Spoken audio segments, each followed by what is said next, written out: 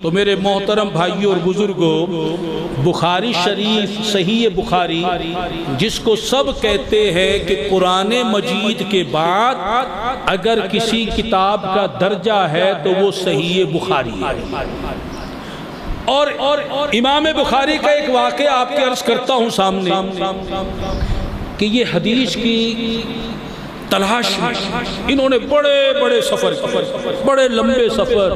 بڑے مشکل سفر اور بڑی چھانٹ پھٹک کرتے تھے کہ راوی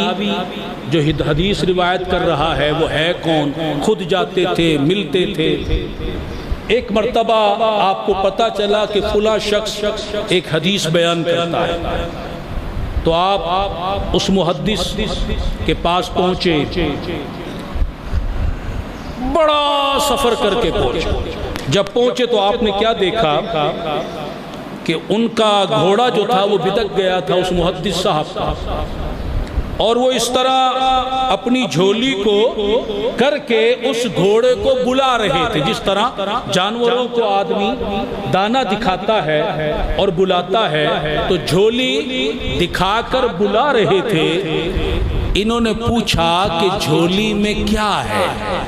کوئی دانا ہے، کوئی گھاس ہے جسے دکھا کر تم بلا رہے ہو؟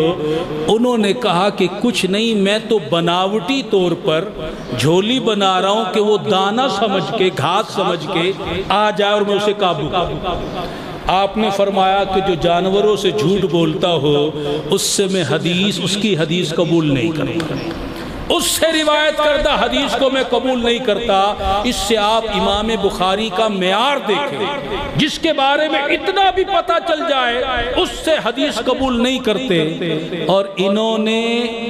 امیر معاویہ سے حدیثیں جو مروی ہوئی انہیں قبول کیا، اور جو حدیث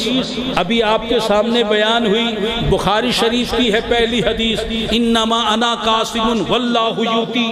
وہ حدیث پاک، اور یہ دو حدیثیں جو بیان ہوئی ابھی حضرت امیر معاویہ کی شان میں، یہ بھی بخاری شریف میں ہے۔ اگر حضرت امام بخاری کی نظر میں حضرت امیر معاویہ معاذ اللہ فاسق و فاجر ہوتے، نااہل ہوتے، غیر عادل ہوتے، غیر سکا ہوتے، غلط ہوتے، تو بخاری شریف میں آپ صحیح بخاری شریف میں اپنی صحیح میں آپ ان کی حدیثوں کو درج نہیں فرمائے، بلکہ انہوں نے نہیں، مسلم شریف نے اپنی صحیح میں،